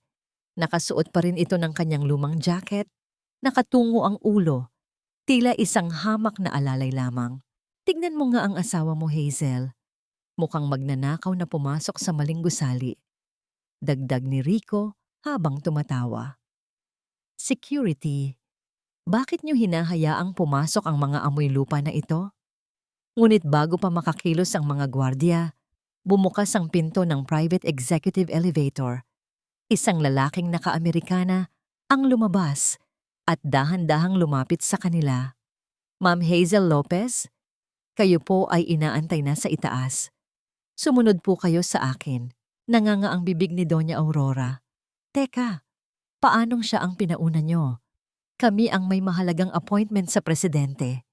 "Kasama po sila sa listahan, ma'am. Sumunod na rin po kayo." Sagot ng opisyal ng walang emosyon. Pagdating nila sa pinakataas na palapag, bumungad sa kanila ang isang silid na puno ng mga bintanang salamin, kung saan kitang-kita ang buong ningning ng Maynila. Sa gitna ng silid ay isang malaking mesa na gawa sa itim na kahoy. May isang malaking upuan na nakatalikod sa kanila, nakaharap sa tanawin ng lungsod. "Mr. Chairman," simula ni Doña Aurora, ang kanyang boses ay biglang naging malambing at puno ng pagmamakaawa. "Kami po ang Pamilya Lopez. Narito po kami para hilingin na bawiin ang foreclosure sa aming mga ari-arian. Nagkaroon lang po ng pagkakamali. Kami ay isang respetadong pamilya." Respetado? Isang boses ang nagsalita mula sa upuan, isang boses na pamilyar, ngunit may dalang awtoridad na tila ba ang bawat titik ay gawa sa bakal. Ang pamilya bang nagtatapon sa sariling dugo sa gitna ng ulan ay matatawag na respetado? Dahan-dahang umikot ang upuan. Ang bawat sentimetro ng paggalaw nito ay tila isang segundong tumatagal ng isang taon sa pakiramdam ng mga Lopez. Nang tuluyan ng humarap ang lalaki, tila huminto ang mundo para kay Doña Aurora, Sandra at Rico. Ang lalaking nakaupo sa gintong trono ng Empire Southeast ay walang iba kundi si Ben. Wala na ang kanyang lumang jacket. Suot na niya ang isang itim na terno na tila ba itinahi para sa isang hari. Ang kanyang mga mata, na dati ay puno ng pasensya, ngayon ay kayang talim ng mga bituin sa madaling araw. "Ben?" Ang tanging salitang lumabas sa bibig ni Hazel ay isang bulong ng kawalan ng paniniwala. Ang kanyang puso ay tila isang ibong nagpupumiglas sa loob ng kanyang dibdib. Biben, paanong hindi maari? Sigaw ni Sandra, ang kanyang boses ay pumitlag sa takot.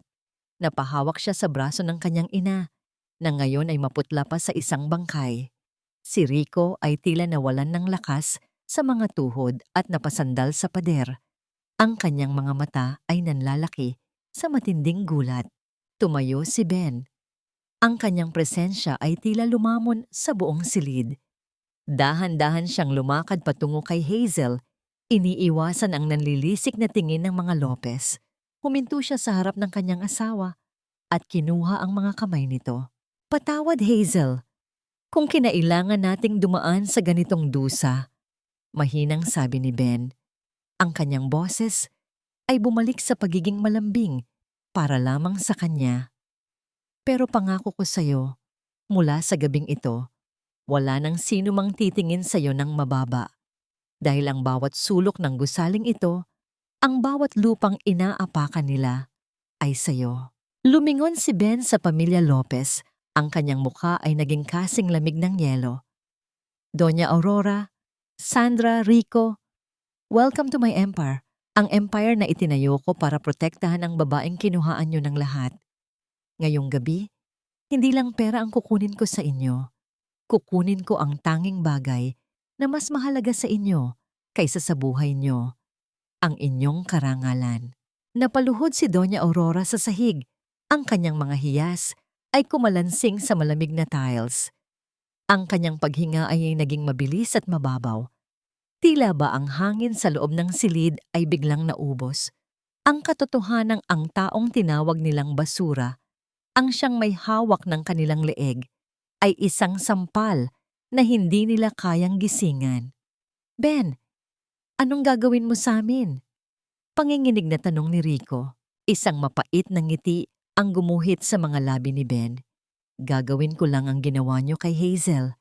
Ibibigay ko sa inyo ang kalayaang maglakad sa labas. Nang walang kahit isang sentimo sa bulsa, Alfonso, ilabas ang mga dokumento ng pagpapaalis.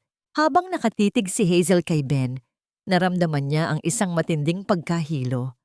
Ang lalaking katabi niya ay ang kanyang asawa, ngunit parang isang estranghero na rin ito. Sa gitna ng tagumpay at hustisya, isang tanong ang pumasok sa kanyang isipan na tila isang tinik na bumaon sa kanyang puso. Kung ang lahat ng ito ay binalak ni Ben, hanggang saan ang pag-ibig at hanggang saan ang paghihiganti? At sa pagbagsak ng kanyang pamilya, matatagpuan ba talaga ni Hazel ang kapayapaang inaasam niya? O nagsisimula pa lamang ang isang bagong uri ng bilangguan? Hindi sapat ang inyong mga luha para hugasan ang bawat hapdi at bawat patak ng ulan na pinaranas ninyo kay Hazel. Ang boses ni Ben ay malamig pa sa hanging nagmumula sa aircon ng engrandeng opisina. Nakatayo siya sa gitna ng silid.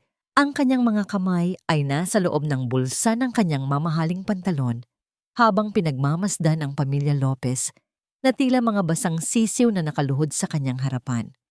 Ang katahimikan sa loob ng opisina ay naging kasing bigat ng tingga.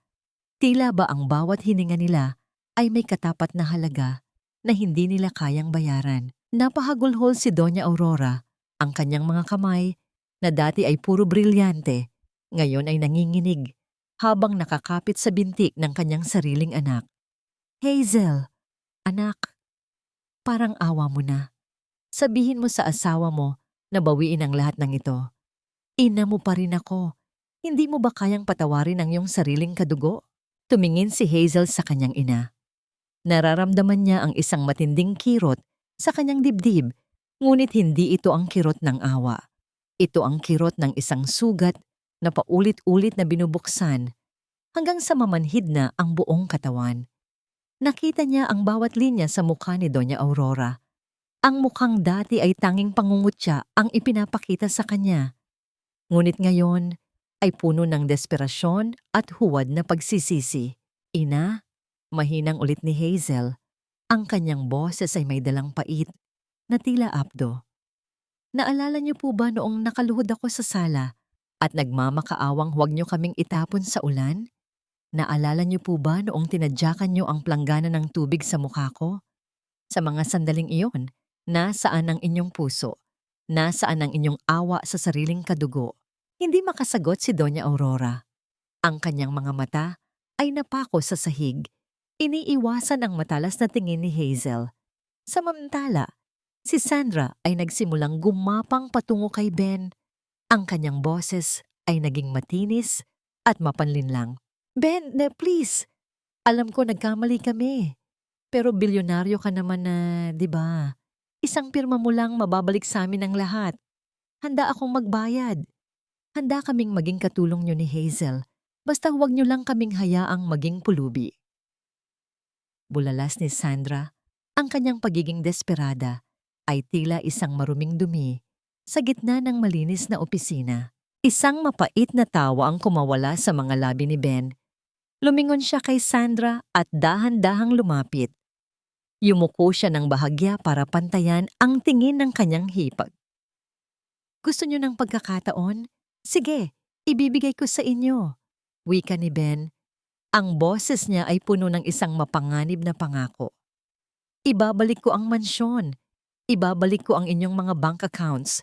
Pero may isang kondisyon. Biglang nagliwanag ang mga mukha ni Rico at Sandra. Ano yon?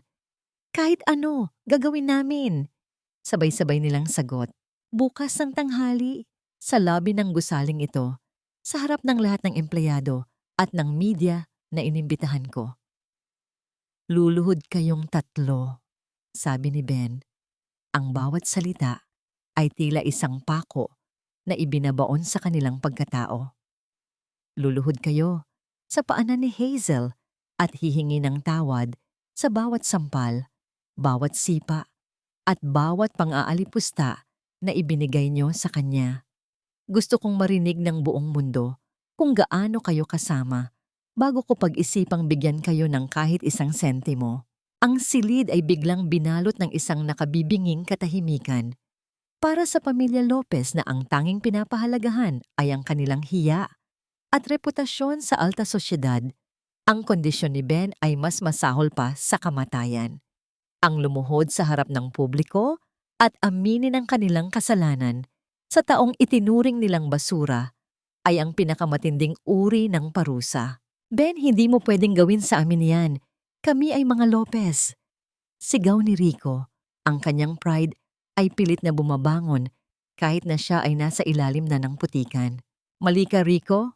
Sagot ni Ben habang hinahawakan ng balikat ni Hazel. Wala na kayong kahit ano. Ang tanging mayroon kayo ngayon ay ang inyong mga tuhod na kailangang tumama sa sahig bukas. Kapag hindi kayo sumipot, sisiguraduhin kong wala ng kumpanya sa bansa ang tatanggap sa inyo at maging ang mga kaibigan nyo sa Forbes Park ay dadaan-daanan lang kayo sa kalsada na tila kayo ay mga ligaw na aso. Nang makaalis ang pamilya Lopez, naiwan si Ben at Hazel sa gitna ng malawak na opisina. Ang ganda ng tanawin ng Maynila sa labas ng mga bintanang salamin ay tila isang malungkot na painting. Lumapit si Ben kay Hazel at maingat na hinawakan ang kanyang mga kamay. Hazel, galit ka ba sa akin dahil itinago ko ang lahat ng ito? Tanong ni Ben. Ang kanyang boses ay puno ng kaba. Tumingin si Hazel sa kanyang asawa. Sa unang pagkakataon, nakita niya ang bilyonaryong si Benjamin, ang lalaking kayang kontrolin ang mundo. Ngunit sa likod ng mamahaling terno, nakikita pa rin niya ang Ben na nagtitiis sa maliit na kwarto sa tondo. Ang lalaking nagluluto ng lugaw para sa kanya. Hindi ko alam, Ben. Mahinang sagot ni Hazel habang ang isang butil ng luha ay gumagapang sa kanyang pisngi. Salamat sa hustisya, pero natatakot ako. Natatakot ako na sa pagbagsak nila, pati ang puso ko ay tuluyan na ring maging kasing lamig ng yelong ito. Hinila ni Ben si Hazel para sa isang mahigpit na yakap. Sa gitna ng karangyaan at kapangyarihan, ang dalawang kaluluwang ito ay tila mga anino pa rin na naghahanap ng tunay na kanlungan. Ang tanong ay nananatili, sasapat ba ang pagluhod ng pamilya Lopez para punan ang puwang sa puso ni Hazel? O ang sugat ng kahapon ay masyado ng malalim para sa anumang uri ng ginto. Ang bawat kislap ng mga kamera ay tila mga puting kidlat na tumatama sa kanilang mga mukha. Ngunit walang anumang liwanag ang sapat para itago ang dilim ng kahihiyang nakabalot sa pamilya Lopez. Ang lobby ng Empire Southeast Group ay puno ng mga tao.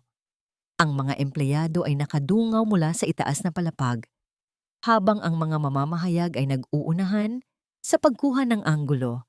Sa gitna ng malawak na espasyo, nakatayo si Hazel.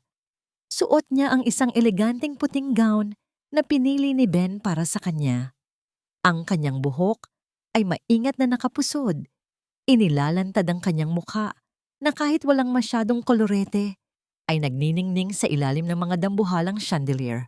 Sa harap niya, 3 figura ang dahan-dahang lumapit. Si Doña Aurora, Sandra at Rico ay nakasuot ng itim. Tila ba sila ay dadalo sa sarili nilang libing. Ang bawat hakbang nila ay mabigat. Ang kanilang mga mata ay nakapako sa sahig, iniiwasang makita ang mga mapanghusgang tingin ng madla. Sa isang kumpas ng kamay ni Ben na nakatayo sa gilid ni Hazel, tumigil ang 3. Ang katahimikan ay naging kasing talim ng isang kutsilyo. "Gawin niyo na," malamig na utos ni Ben. Dahan-dahang itinuwad ni Doña Aurora ang kanyang mga tuhod hanggang sa tumama ang mga ito sa matigas at malamig na tiles ng lobby. Sumunod si Sandra na may kasamang gumaralgal na paghinga, at huli si Rico na tila ba ang bawat buto sa kanyang katawan ay bumibigay. Ang pamilya Lopez, ang mga taong dating nagahari-harian sa Forbes Park, ay nakaluhod na ngayon sa paanan ng babaeng itinapon nila sa lansangan. "Hazel, anak." Simula ni Doña Aurora, ang boses niya ay basag at puno ng pilit na hikbi. "Patawarin mo kami. Nabulag kami ng kasakiman. Patawarin mo kami sa lahat ng sakit na ibinigay namin sa'yo at kay Ben." "Hazel, sorry," dugtong ni Sandra. Ang kanyang mga luha ay gumugulong sa kanyang pisngi. Ngunit hindi malaman ni Hazel kung yun ay luhang galing sa pagsisisi o galing sa matinding galit dahil sa pagkapahiya. "Huwag mo kaming pabayaan. Pamilya mo pa rin kami." Tiningnan sila ni Hazel.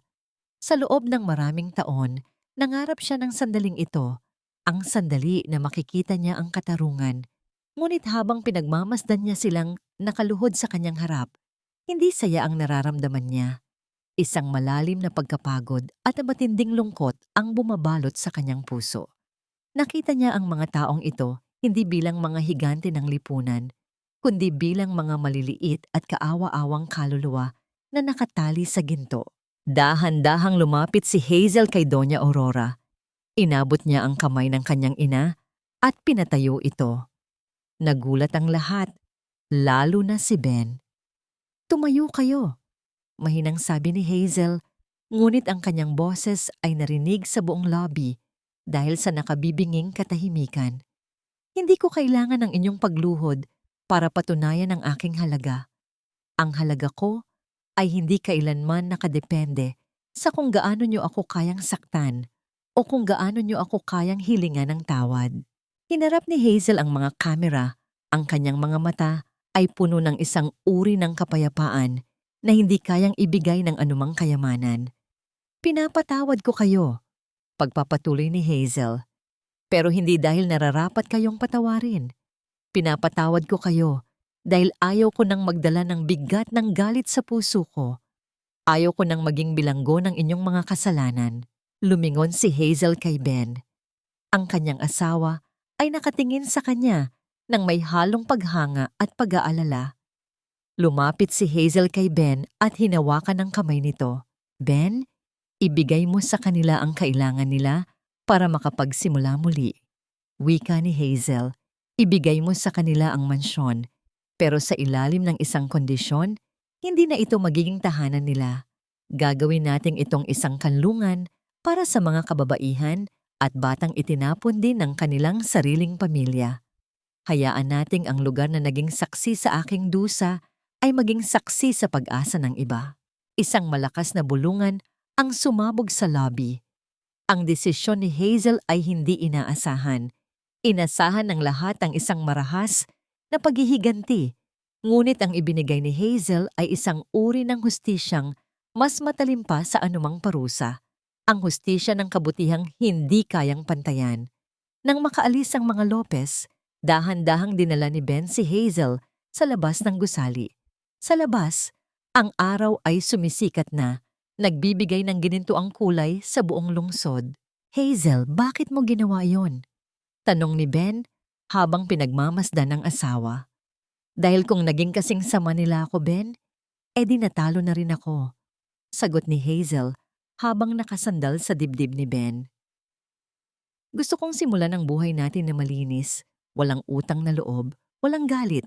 Pero Ben, may isang bagay pa akong kailangang malaman. Tumigil si Hazel at tumingin ng diretso sa mga mata ni Ben. Nang mamatay si Papa, alam mo ba na mangyayari ang lahat ng ito? Alam mo ba na lolokohin nila ako? Kaya hinayaan mo lang silang gawin yon para makagawa ka ng ganitong eksena? Sabihin mo sa akin, Ben, bahagi ba ako ng plano mo o ikaw ang naging bahagi ng buhay ko? Ang tanong ni Hazel ay tila isang malamig na hangin na dumaan sa pagitan nila. Ang ngiti sa mga labi ni Ben ay dahan-dahang naglaho, napalitan ng isang seryosong tingin. Sa gitna ng kanilang tagumpay laban sa mga Lopez, isang bagong mitya ng alinlangan ang muling sumiklab. Ang bawat salita mo ay tila isang patalim, Hazel, pero mas masakit ang isiping naniniwala kang kaya kong panoorin ang pagdurusa mo para lang sa isang plano. Ang boses ni Ben ay gumaralgal, isang tunog na hindi kailanman narinig ni Hazel mula sa lalaking tila palaging may hawak ng lahat ng kasagutan. Humakbang si Ben patungo sa isang maliit na safe sa gilid ng kanyang opisina. Mula rito, kinuha niya ang isang lumang sobre, nanilaw na ang papel nito at may amoy ng nakaraan. Ibinigay niya ito kay Hazel nang may nanginginig na kamay. Hindi ko binalak ang sakit mo, Hazel. Ang totoo, binalak ni Don Jose na protektahan ka. Paliwanag ni Ben habang binabasa ni Hazel ang sulat. Ito ay sulat ng kanyang ama. Isinulat ilang linggo bago ito mamatay. Nakasaad doon ang hiling ni Don Jose kay Ben. Huwag mong ibibigay ang yaman ko sa aking pamilya hanggat hindi nila natututunan ang halaga ng pagkatao. At huwag mong ililigtas si Hazel sa kanilang kalupitan hanggat hindi siya mismo ang nagpapasyang bumitaw. Ang pag-ibig na walang kalayaan ay isang kulungan. Ben, hayaan mong siya ang pumili sa'yo. Hindi dahil sa pera ko, kundi dahil sa puso mo. Napaupo si Hazel sa malambot na sofa. Ang sulat ay dahan-dahang nalaglag sa kanyang kandungan. Ang lahat ng galit at pagdududa na namuo sa kanyang dibdib ay tila yelong natunaw sa ilalim ng matinding sikat ng araw. Hindi siya pinabayaan ni Ben. Hinintay lang siya nitong maging matatag. Ang katahimikan ni Ben sa loob ng maraming buwan ay ang pinakamahirap na sakripisyo, ang panoorin ang mahal mo na masaktan upang tuluyan itong makalaya. Patawad, Ben, bulong ni Hazel habang ang mga luha ng pagsisisi ay humahalo sa luha ng pasasalamat. Masyado akong nabulag ng sakit, kaya hindi ko nakita ang bigat ng dinala mo para sa akin. Lumipas ang mga linggo. Ang mansyon ng mga Lopez ay hindi na simbolo ng karangyaan at pang-aapi. Sa tulong ni Ben, binuksan ni Hazel ang bahay ni Jose, isang shelter para sa mga inabandonang kababaihan. Ang mga dating silid na puno ng mamahaling kagamitan ay naging mga kwarto na puno ng pag-asa. Samantala, ang pamilya Lopez ay dinala sa isang maliit na sakahan sa probinsya na pagmamay-ari ng Empire Southeast. Walang aircon, walang katulong, at walang mamahaling alak. Si Sandra ay natutong magtanim. Ang kanyang mga kamay, na dati ay para sa manicure lang, ay naging magaspang at puno ng kalyo. Si Rico ay naging tagahakot ng mga ani, habang si Doña Aurora ay naiwang nagluluto ng simpleng pagkain para sa kanyang mga anak.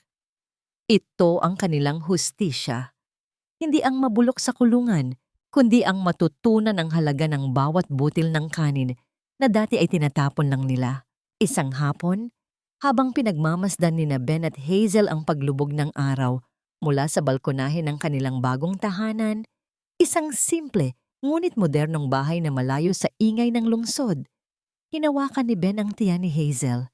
Isang maliit na buhay ang nagsisimula nang mabuo sa loob, isang bagong kabanata na malayo sa pait ng nakaraan. Dito tayo magsisimula, Hazel. Walang lihim, walang pagtatago.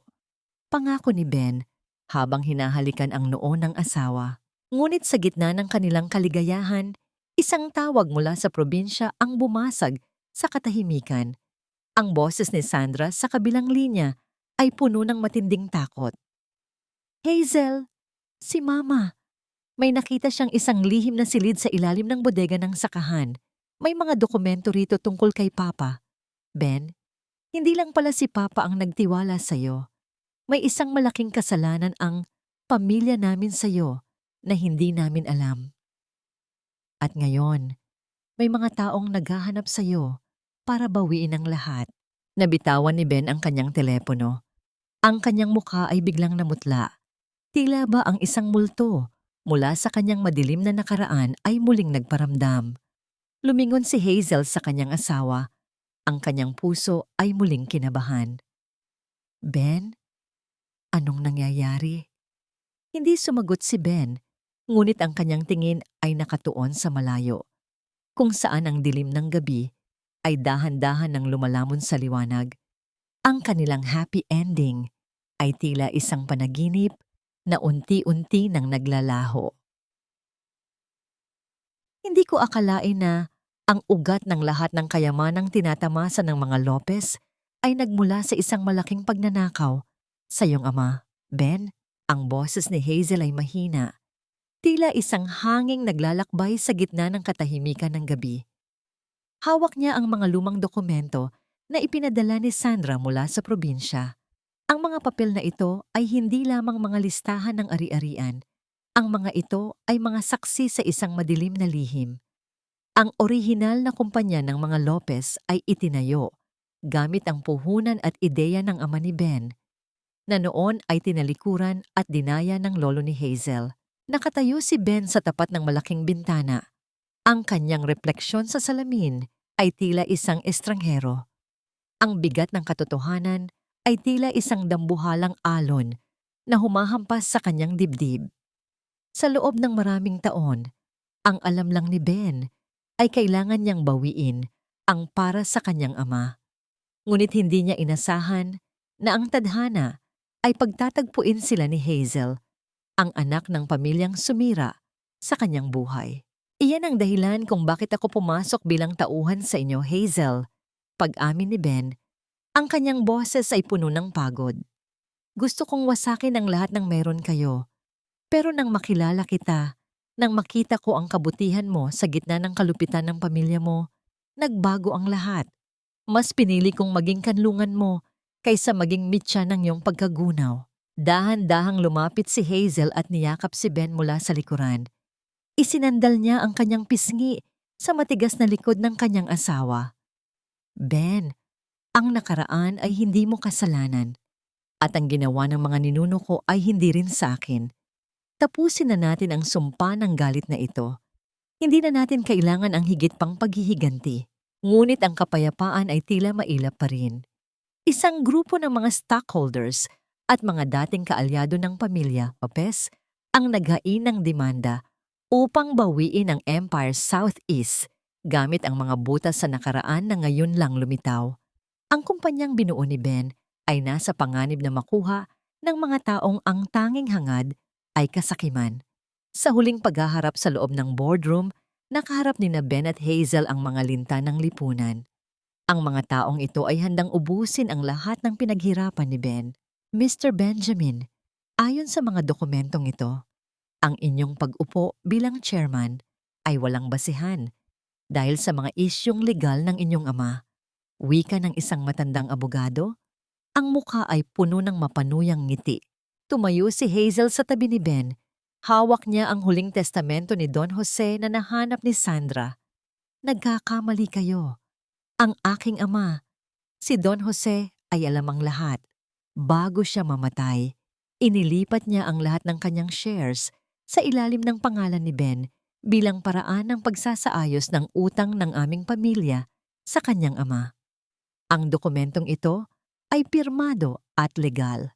Ang katahimikan sa loob ng boardroom ay naging kasing lamig ng yelo. Ang mga kalaban ay tila nawalan ng boses.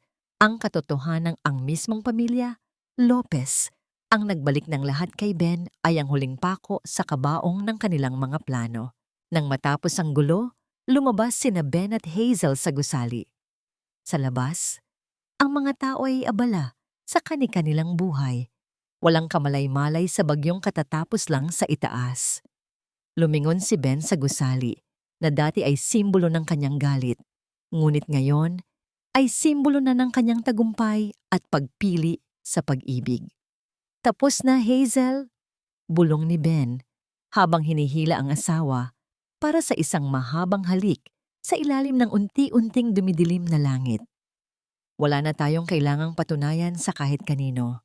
Hindi pa tapos, Ben, ngiti ni Hazel habang inilalagay ang kamay ni Ben sa kanyang tiyan.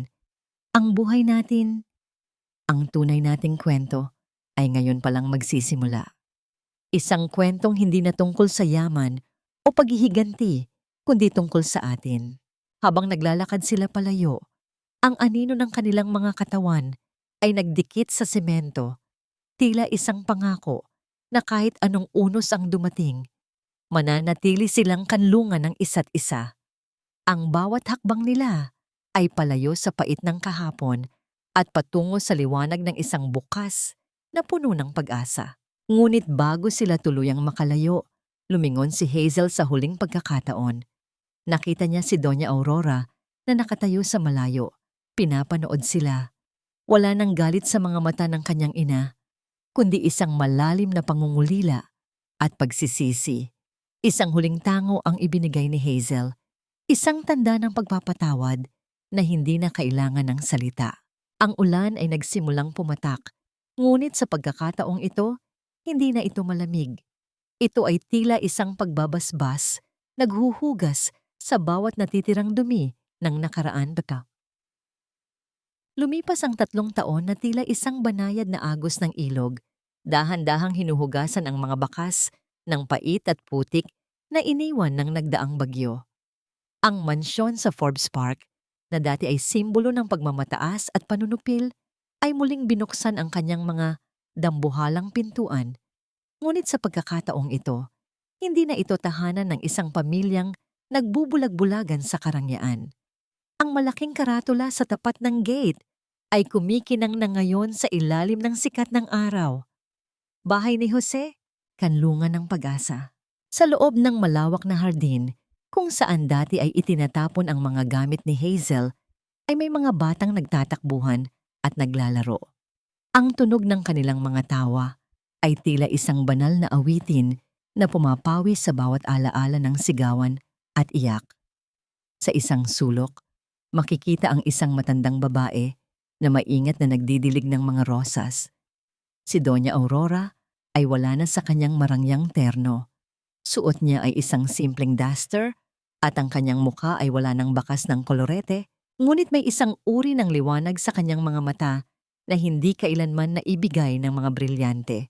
Lumapit si Hazel sa kanyang ina, bit-bit ang kanyang 2 taong gulang na anak na si Gabriel. Nang makita sila ni Doña Aurora, agad itong tumigil sa pagdidilig at lumapit ng may ngiti. "Kumusta ang aking apo?" Malambing na tanong ng matanda habang dahan-dahang hinahaplos ang pisngi ng bata.